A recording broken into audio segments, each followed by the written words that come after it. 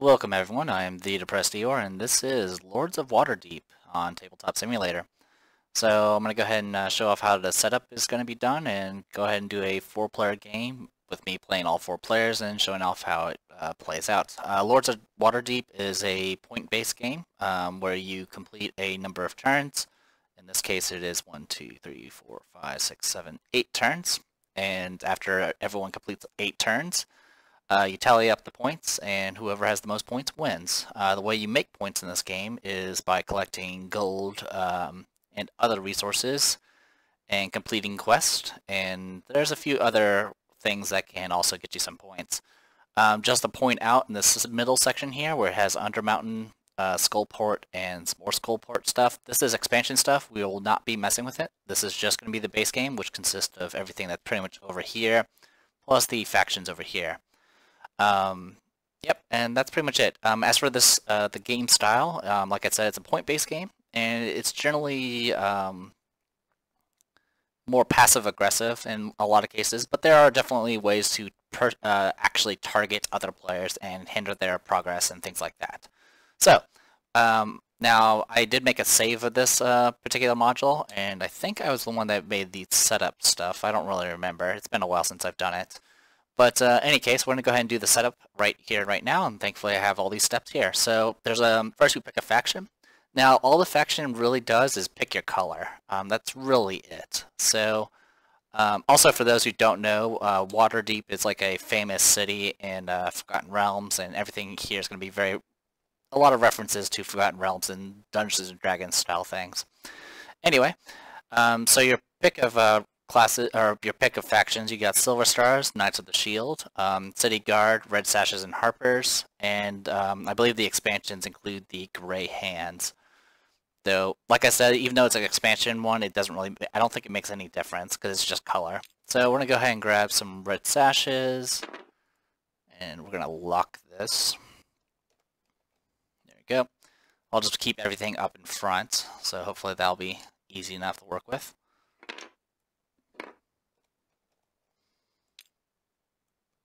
Generally, you want to try to spread everything out on the board if possible.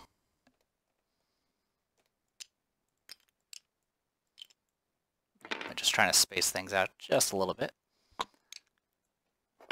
Naturally, you'd have everyone just like around the table, but since it's just me controlling everything, I'm just going to keep everything in front. All right, let's go through the steps. Give out agents. For 2 players, you give out 4. 3 players, it's 3, and 4 plus, it's 2. So your agents are your main things. They are these little meeples here. You can see they're color-coded, and every meeple can essentially do 1 task. And they're definitely your they're your means of actually doing things in this game. What colors did I pick? Black, blue, and of course red and red. So there you go. Each of them have two of these agents. So on a 2-player game, you would actually have 4 and be able to take more actions per turn. But as you can see, you'll quickly find out with 4 players and only 2 each, you'll still fill up quite a bit of the options that are available on the board, especially in the beginning of the game. Anyway, let's continue. Set the markers to 0. Now the markers they're referring to is these ones here. These are how you're going to keep track of your score and things like that. We don't need yellow and you don't need white, so we're just going to use these. And what you do is you just circle around with this, and if you happen to complete a lap, there is a 100-point coin that you put under your target, your marker, and keep going around.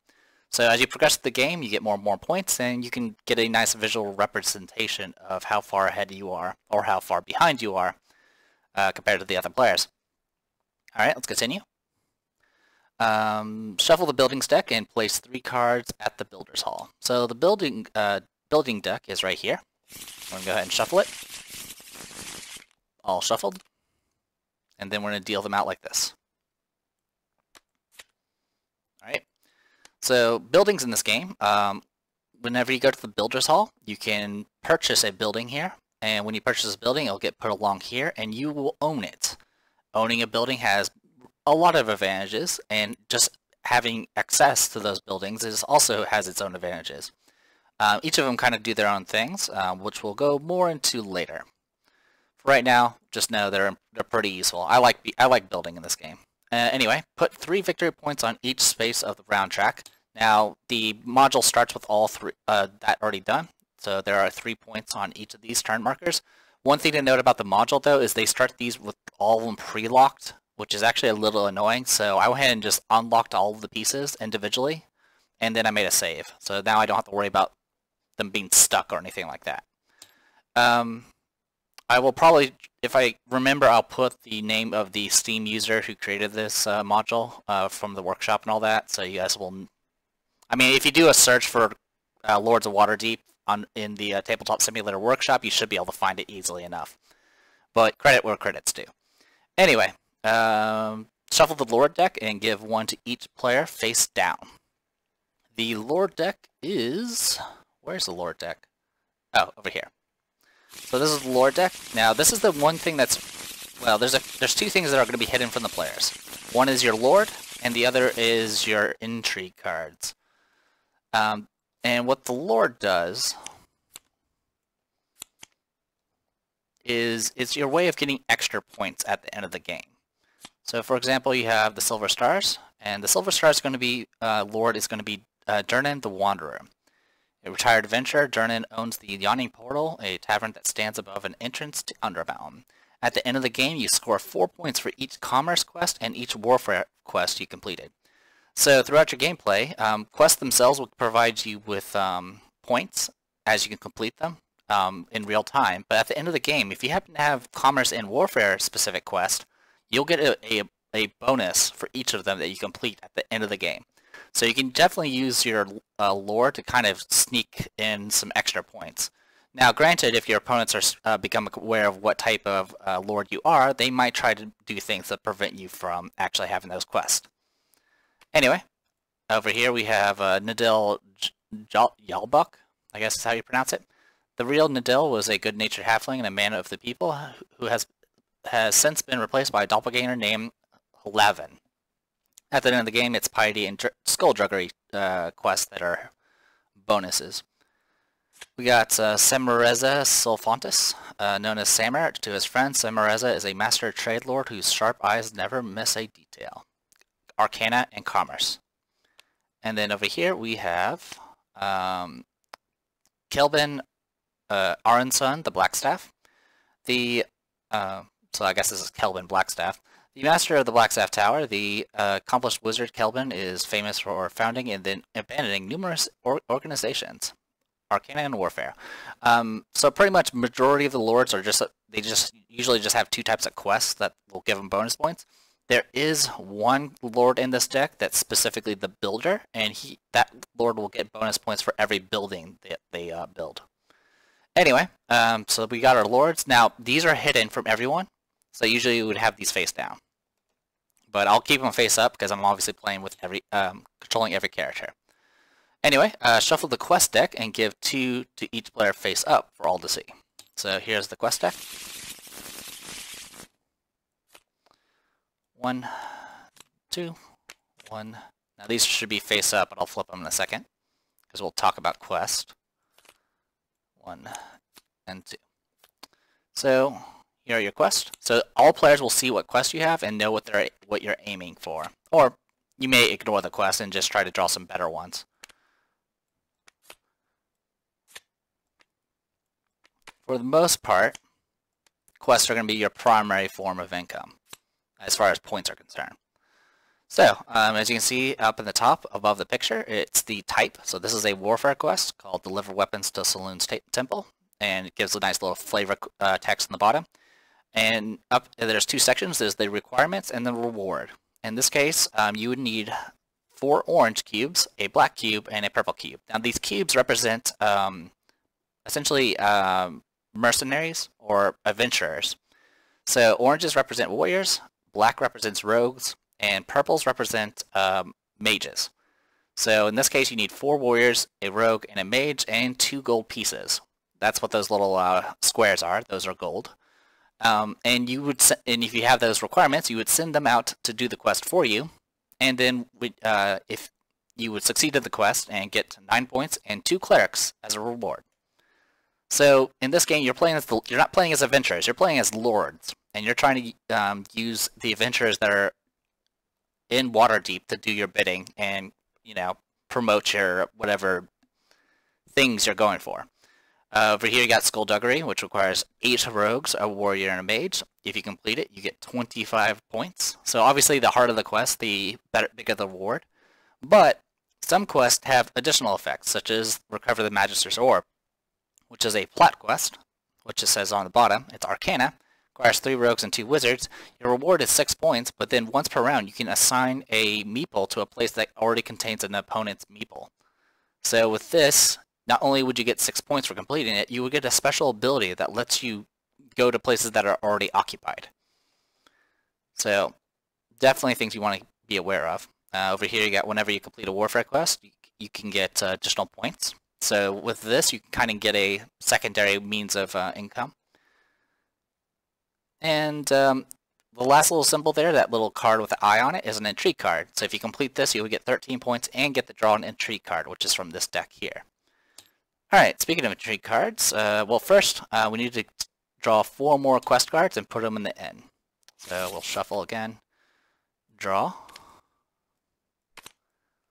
Alright, now these quests, you can draw from the Cliff Watch Inn by occupying any of these locations. You can also reset the quest by taking this 3rd slot, in which case you would discard all of these, place 4 more, and then draw 1. So, if you see quests that you prefer, you can definitely go for them. Anyway, next, shuffle the Intrigue deck and give 2 to each player face down. Now, Intrigue cards, your opponents will not be able to see them. Intrigue cards let you do fancy little abilities. Fortunately, red's going to have to go along the side here. Intrigue cards can do a variety of things. This one will get you 2 mages for free, and then you can choose, and you'll choose one opponent, and they'll get a they'll get a mage as well. So a lot of these cards generally will let you get some sort of benefit, and you can give a smaller benefit to another player, which can be a way of sowing seeds amongst your opponents to be like, okay, well, we could be a little friendly with them and possibly make them not as aggressive towards you. Over here you got things like this will let you take back a person and immediately reassign them. And over here we have same thing but with rogues. And then one that's wild card, so you can take 2 of any type, and your and their opponent will get 1 of any type. Let's see if we got any others. Each opponent has to. This is more of an attack card. This one even states what type of card it is. This is utility, but this one specifically attack. This is actually going after your opponents. This will force your opponent to discard clerics, and if they can't, you get points. Same thing here, discard mages, or you get more Intrigue cards. And then over here, same thing, get for warriors. And then here you can discard an uncompleted quest to score 6 points immediately, and each of your opponents can discard an uncompleted quest to score 3 points. So, pretty handy. Anyway, at this point we've gotten just about everything. Player who has been most recently been to another city goes first. Unfortunately, since I'm playing all characters, I'm just going to pick a color. I'm going to go ahead and just go from left to right, so we'll have Silver Stars go first. Now the starting player gets 4 gold, and then... Oh wait, hold on a second. The player to the left would get it, so... Okay, so I'm doing this in the wrong order. So actually I want Red Sashes to go first, because we're actually going to be going clockwise in our order. So, Red Sashes will get 4 gold, then the next player will get 5 gold, then 6 gold, then 7 gold. Gives a little bit of a boost for the players that start later. So we're just going to grab a bunch of gold, put them here.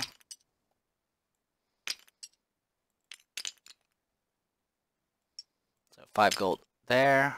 These little crescent moons represent 5 gold. So I'm just going to do a 5 gold there, and then 2 more gold. All right. So with this, we are completely set up. Our first player, this is the first player marker, which means they go first. This will remain on the first player until someone does something that changes that, which you can actually do here at Castle Waterdeep. Speaking of Waterdeep, let's go ahead and talk about the city, because there's a lot. At this point, we would start the game and start placing meeples one turn after the other, and you kind of need to know what exactly these places can do. So Cliffwatch Inn, we have already talked about. There's 3 slots for it. Each slot will do a different thing, but the primary benefit is you get to draw a quest. You can either draw a quest and get 2 gold, draw a quest and get an intrigue card, or you can reset everything here, discard it, draw 4 more, and then pick a quest from that. The Grid and Lying Tavern, you show up, you get 2 rogues. That's it. Field of Triumph, you get 2 warriors. That's it. Blackstaff Tower, you get 1 mage. The Plinth, you get 1 cleric. Castle Waterdeep, you become the first player for next round, and you get an intrigue card. Aurora's Realm Shop gives you 4 gold. Waterdeep Harbor lets you play an intrigue card. So in order to play these cards that you have to send someone to Waterdeep Harbor.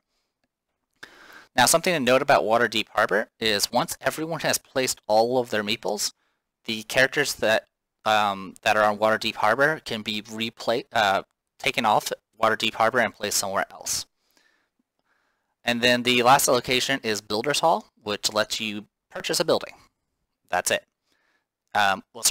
You purchase a building and take ownership of it. And as we get buildings here, we'll have additional locations for meeples to go.